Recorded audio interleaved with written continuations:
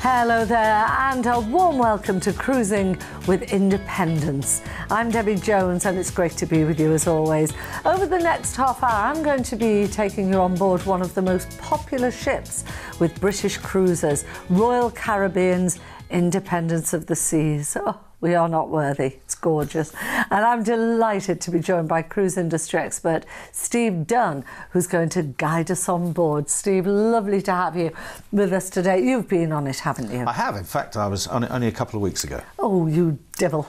Yep. Wish I was. Now, why is the Independence of the Seas so popular with British cruisers? Well, it's said to be Britain's favourite cruise line, and that's been voted on. Yeah. So for 2015, it was Britain's greatest cruise line. I think it's because it's very much tailored to the British market. So right. It sails out of Southampton and goes to the Western Mediterranean. You have kettles in your room, which is a very important thing for the Brits. Well, my dad, bless him, he would have turned round and got off if he turned up anywhere and he couldn't make his cup of tea. And quite right, so. Absolutely. That's right. So that's a big thing for the Brits. So kettles in your room.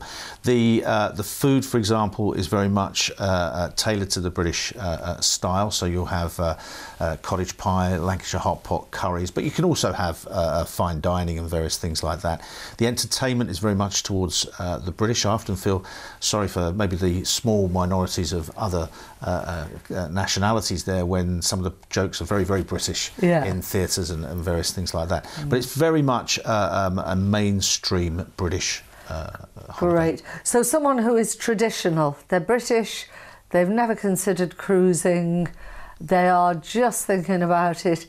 Independence of the Seas might be a good choice for their first cruise. Oh, I would say so, yes. Yeah. I mean, it always depends on other things as well, whether you want a bigger ship, because Independence of the Seas is just under 4,500 passengers. So wow. It's a big ship. Yeah. And in the summer, is she normally home in Southampton? She has. She's been in Southampton this year. She definitely is a very popular ship. In the winter, is she repositioned in the Caribbean? Yes, she does. Yes, she goes off to the Caribbean. Yeah. That's another thing.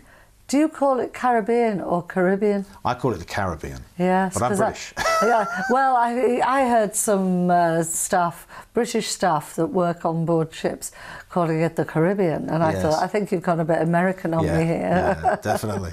So, isn't she known affectionately to regular cruisers as the Indy? She is, and I was at a reception the other night where three of us got chatting. We got chatting about cruising, and one of my fellow guests said, "I've just come back off the Indy." So it's almost like a recognised shorthand for the ship, which obviously shows a deep affection that the British public have for it. Yeah. Now, she's part of the Royal Caribbean fleet. She is. Now, it's an American cruise line, obviously Royal Caribbean. Does that dictate that most of the passengers are from the States? No, not if it's sailing out of Southampton. Normally on the first night of a cruise, you'll get the captain give you the numbers of the population of the ship. So he'll say, we have X number of Brazilians, X number of Spanish, X number. And it went down the various different countries. Yes. And when it was people like Brazilians and French, it was handfuls. Then we had about 300 Canadians. Then we had about 450 Americans. Then we had 2,200 Brits. So it's very, very much a British ship. Yeah. And it's a bit of a, what do they call it, a behemoth. It's one of the biggest ships on the water, isn't it? It is. It's a Freedom class ship. They have classes of ship. Well, there's different sizes and different categories of ships. So Royal Caribbean is famous for having Oasis ships, which are the ones that have an open back. Then you have the Freedom class ships, which is where the Indy fits in, and that's a slightly smaller ship, but very, very big in its own way. Right. Well, you said just a few moments ago that you've been on holiday recently. Yes, yeah. And you've been on the Independent. When you arrived at Southampton and you saw the ship and you stepped on board, what were your first impressions? Well, I always get a thrill when I see a cruise ship, and it's not even as I get to the port and see it. You see the funnel as you're entering Southampton. You'll see that big. Yeah, you'll see the profile, and it's often the biggest building, so to speak, in that area. So you see that first, and then you get right up close because you can park in Southampton literally right next to the ship. Yeah. And so it dominates the whole area, and you can feel a thrill in in your heart when you're. And when you actually get on board, does it feel big when you're on board? Does it feel, whoa, I've entered a city? Well, it's a big ship, so yes, it does feel big. But you spend the first half hour just walking around the ship to acclimatise and get your bearings, and then it almost becomes a little home in a way. Is it easy to get around? Is it easy to navigate where you are? Yeah, very much so. What you'll find is that right throughout the ship they have these touch screen information areas, and it will tell you where you are now, it will tell you what's going on in the ship right now, and it will tell you how to get there. Oh, that's good. So you're never far away from a help point? No, there are all the major lifts, all the major stairwells, they're all throughout the ship. Does it feel crowded? No, it doesn't, because it's got 15 different decks. 15? Yeah, 15 right. different decks. It's got lots of open decks and inside decks, so it doesn't really feel particularly crowded, no. What's the style like of the Independence? Is it traditional? Is it modern? Well, it's very modern. I mean, the ship is modern itself. It was brought out in 2008, refurbished in 2013, so it's a fairly modern ship.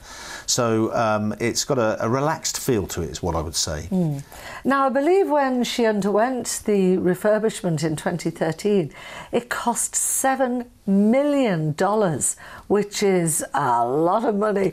Have you any idea some of the things that were built or some of the improvements that were made? Well, they'll put things like flow riders in there, which is where you can surf on the back of the ship. But they will have just generally enhanced everything from the furniture in the bars and the staterooms themselves, right through to some of the key features. Well, funnily enough, with the Great British Bake Off being always so popular, I believe they actually put a cupcake shop there as well. They did. That's a bit lethal, isn't it? It is, but a cupcake shop. Oh, I have to say that when it sells out of Southampton, it's a pie shop. Oh, right. Because they modify for the local market, you see. That's just brilliant. So in the Caribbean and the US market, where it may winter, it would be a cupcake shop. But in the UK, it would be a pie shop. So they just change it. How clever and is that? that? And it sells sausage rolls. And I believe they've also got an outdoor movie screen as well. Yes, now that was one of the big parts of the refurbishment, was putting in an outdoor movie theatre. And that is fantastic, to be able to sit there at night. Under the stars. Under the stars. With the warm Caribbean. Oh, how lovely. We actually watched the Euros on it. Oh. But it was hugely watched. Very, very popular. And there's also an Italian trattoria called Giovanni's Table, isn't there? Yes, Giovanni's Table is a must visit. If you go on the Indy, it's definitely worth visiting. Yeah, so it's classical Italian, gorgeous food. Yeah, absolutely gorgeous food, yeah. Yes. Now, could you tell me a little bit about the bit they call the Royal Promenade? Right, the Royal Promenade is inside the ship, and it's basically like a street.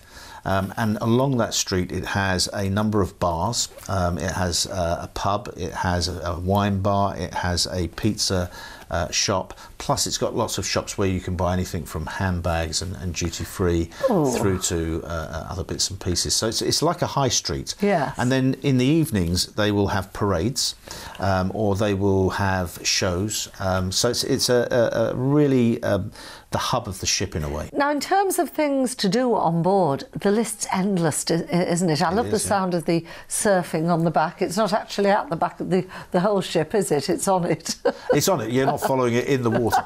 But it's a dedicated area and very, very fast-flowing water. You have instructors there, you have little surfboards, and you basically have to try and surf on this particular thing. And it's all about balance. Yeah. So even if you're an experienced water skier or something of that nature, this takes a little bit of getting used to and learning, but it's a fabulous thing to do. So to me it sounds like a great way of learning how to surf in a small area and not being all frightened because you're in the middle of the sea. That's true, absolutely. And as I say, it's all about balance, but it's a fantastic, the adrenaline pumps through. Did you have a go? Oh yes, yeah. Did you? Loved it. Did you ever stand up?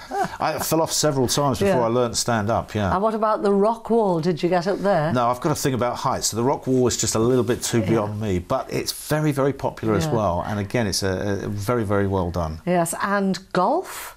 Yep, if you're into golf, you can play the mini golf and the simulated golf. Yeah, very, very good. Yeah. And the other one, the sports court. What is the sports court? What does it have? Well, it's you could convert it into anything. So they'll play football in there. So they might have a five-a-side football match in there. They can have various other activities, whether it's badminton or whatever it might be. So there's lots and lots of different sports you can do in there. Yeah, I just think it sounds amazing. Where did you cruise to on the Indy? We did the Western Mediterranean. Right. So we went from Southampton down to Gibraltar. We did up Spain, so we did Barcelona and so on. Yeah. We went to Cannes, and then we finished up in Portugal, in Lisbon. What a lovely combination. Oh, wonderful. Gibraltar, because I love Gibraltar. I actually did a week or two for BFBS, British Forces Broadcasting Service. I broadcast there for them when I worked for the BBC, and I love Gib. And it's really good and compact to go to for a day, isn't it? Yes. A port of call. It's ideal for a day visit, actually. It is. Because as you quite rightly say, it's very, very compact. You can literally walk from the ship right into the very centre of the town of Gibraltar. And of course it's got the apes and various other things as well. So it's a really great little place to visit. Right. Oh, I just think the Indy, I'm going to call it the Indy now, yes. It sounds the most amazing ship, and we've got more to talk about in just a moment. So please do stay with us. Steve and I will be back having a bit more of a chat in just a few minutes. Hello there, welcome back to Cruising with Independence, where we're getting a really great insight into one of the most popular ships amongst British cruisers, the Independence of the Seas. And I've still got Steve Dunn with me. He's been on it, he knows absolutely everything about it. Could you just recap for anyone that's just joined us, Steve, why, briefly, is it so hugely popular with the Brits? Well, it's been to the UK before, so a lot of the Brits holiday quite regularly on it, so they've got that sort of attachment to it. The way it's set up is very British, so it's got the food is very British. It does offer lots of different cuisines, but you can get your Lancashire hot pot and your curries and various things like that. The entertainment programme very, very focused on the British market, so they will have British entertainers from everything from singers right through to shows, and even the entertainment director is a British guy, and all these little things combined make up for an overall aspect of it being British. But the biggest thing is probably kettles in the Kettles. Yes. So you can get on board and do what most British people do. Tell you what, let's have a nice cup of tea. Yeah, that's it's a big great. plus. Now, you were saying about entertainment. The entertainment on these huge ships, it's breathtaking, isn't it? Because have you a rough idea how many seaters the theatre is? Well, the Alhambra is, I think, 1,300 people, so it's a big old theatre. And it's also got a big area for anyone who might be disabled, and you will get to see a really good show and a good view, and you're not obstructed in any way. And one of the big things that we need to get across to people who might even be thinking about cruising is that I went to a West End show here in the West End in London, and I paid £100 and something for a seat. It was the Book of Mormon. Oh, right, Book of Mormon. And yet you go onto the cruise ship, and included in your package is Greece at West End production values, and you'd be paying £100 a seat for in the theatre. Yes. So that's an added bonus that people don't think about, is that you are going on a cruise ship, and not only are you getting all the things we've talked about, the food and the facilities, but you're seeing a West End production show all included in the price. Is there a different show on every night? There is indeed. So Greece would have only run a couple of times during the course of a cruise. Other nights there'll be either another big production show, or you will have singers, you will have comedians. And again, this is the production of the shows is very much tailored to the British market. The Brits have a very distinct sense of humour. Yeah. And when I've cruised in other parts of the world, the shows reflect the majority audience. Right. So if you're a Brit amongst 200 Americans, it will be a slightly different show to if it's the other way around. Well, that makes sense, doesn't it? Now, I've heard that there's usually a lot more entertainment as well away from the theatre. Now, what's this Studio B? Because I hear Studio B is the place to be.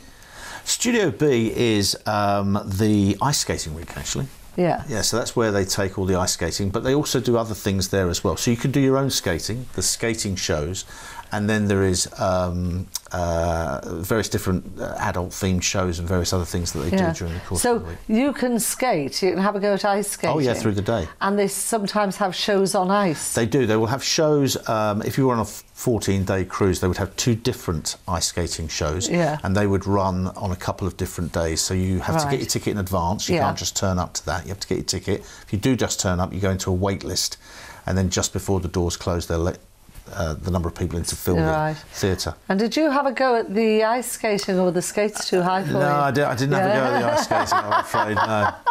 No, but it's a great thing, and again, it surprises a lot of people that you've got ice skating on a cruise ship. Absolutely. And what is the nightlife in the pubs and bars? Because there's lots of different pubs and bars, and there is entertainment in most of them. There is for absolutely everything. If you're into dancing, for example, say ballroom dancing or Latin American dancing, something like that, you can go into certain lounges that will have that. So they've got the Pyramid Lounge and things of that nature. They've got the champagne bars. They've got bars that only have maybe a guitarist playing. They've got a traditional English pub. So there's lots of different types of entertainment to suit almost every requirement. Yeah. And for the independents, can you either buy an absolutely all-in, which includes your drinks, or are there drinks packages available, or are either available? Either are available. You can just have a basic package, which is just your food, basically. Then you can have a drinks package, and there are varying degrees of drinks package. You might only have one that has soft drinks. You might have one that has certain wines. You might have it capped at a certain price. So it really does suit whatever budget you've got, really, and what you want to get out of it. Oh, that's good. So if you want to be able to have a fine French wine or whatever, you can go on to the higher priced package. If you're very happy with house wine, because you don't get a bad bottle of wine on any ship, I've always heard. I've got to say, some of the best wines I've ever had are on ships, actually. Really? On the cruise ships What's themselves. the cruise that really sticks out in your mind, the destination? I mean, regardless of the ship. How long ago was it, and where did you go? In terms of the destination that I went that most struck me? That's a really difficult choice, or a question, only because of the choice you have available. Right. You know, you see Barcelona one day, then you'll see Cannes the next day, then you'll see Marbella, then you'll see Gibraltar, then you'll see Lisbon. Lisbon's fantastic because you go up a river, and so you go under the big bridge they have there, the famous bridge, and you see the statue of Christ, and you go right into the heart of Lisbon. So that's probably one of the big things that sounds wonderful. Now, what about, I believe that there are rooms, you were talking earlier about the promenade, which is like a street on the ship with lots of different shops and everything, and bars, restaurants, and then they have parades at night. Are the suites or rooms looking over onto there? They do, because what you can do is they've got the balconies on the outer side of the ship, so you buy a suite that has a balcony. But on the inside, because we've got this street, and it is several stories high, this street, you will have your stateroom overlooking, so your window overlooks the street. Right. So how interesting. It could get a little bit noisy when the bands and the parades happen, but they don't happen at 24/7. No. And you get the feel of the street, and it is used as a street. It's a main thoroughfare. It's the hub of the ship in many ways. It's like living in a flat over a really interesting area, and you can people watch. Yeah, that's very true, and it's almost like the trendiest area of the ship because everybody goes up and down there, so it's fabulous. Oh, I just think it sounds amazing as well. Can I be nosy? What kind of room did you have? We had a stateroom, but we had a stateroom with a balcony. So is a stateroom the generic term for a cabin? Yes, it is. What you'll find is that different cruise brands have different names. Some of them will call it a cabin, and then they go up to suites. Yes. On Royal Caribbean, on the Indy, it's a stateroom, which all cabins are, and then you go up to the various suites. Right. And you had a balcony, and you love having a balcony. I do, yes, because I feel that you get fantastic to sit and watch the world go by on your balcony. Sometimes, if you just want a quiet period, you can go and sit on your balcony as well. So I think it gives you the best of both worlds. Can I just ask you to talk us through, obviously it's only general, when you walk into your stateroom, if it's a standard to maybe a degree above, whatever, just talk us through what's in there. Well, you walk straight in and you'll have your bathroom an ensuite, normally to your right or your left as you walk in. And then you'll have your, say, double bed if you're in a couple, for example. That will dominate that part of the room. You will then have a flat screen TV, so you have a whole sort of wall that has a dresser and a mirror and various drawers for your clothing. You have a wardrobe as well. So there's lots of storage space. Oh, there's lots of storage space. That's the main thing. Yeah. And then you have a flat screen TV, and you can pull that out of the wall so you can adjust it for if you're in bed at night watching. Yeah. And then the bed tends to be in the suite, in the stateroom I was in, was right next to the balcony, so you can get up, pull the curtains back, and you're straight onto your balcony. And when you say straight onto your balcony, is it big enough, the balcony, to put a couple of chairs and sit down there? Well, there are a couple of chairs on there. Right. If you then start to go up, if you start to get into junior suites and various stuff like that, the furniture gets more extensive because your balcony space gets bigger. Right. Oh, it sounds lovely, doesn't it? So the ship is suitable for families, most people? I would say it's very much for the multi-generational group. So if you've got a grandparents, mum and dad and kids, this would be the ideal place for you. Lovely. And despite it being a big ship with 4,000 odd passengers, you can definitely still find quiet corners, child-free zones that you can just chill in. Oh yes, you've got things like the library. So if you wanted to play a game of chess, you can play it in the library. You can read a book in the library, very quiet as you'd expect. They've got an area called the solarium, which is adults only. That's got its own pool, and lovely soft chairs and beds to lay on and so on. And then you've got the bars that are throughout the ship. So there's plenty and plenty of places to get away from. And I suppose the acid test, Steve, is, would you go back on it again? Oh, without a doubt. Really? In a heartbeat. Now, you see, I could tell you that was genuine, that. Whoa, yes. Are you joking? Thank you very much indeed, Steve Dunn. Oh, it's been great having a chat to Steve. And as always, thanks to you as well for watching. I'll see you again next time here on TV Cruise Channel. Bye now.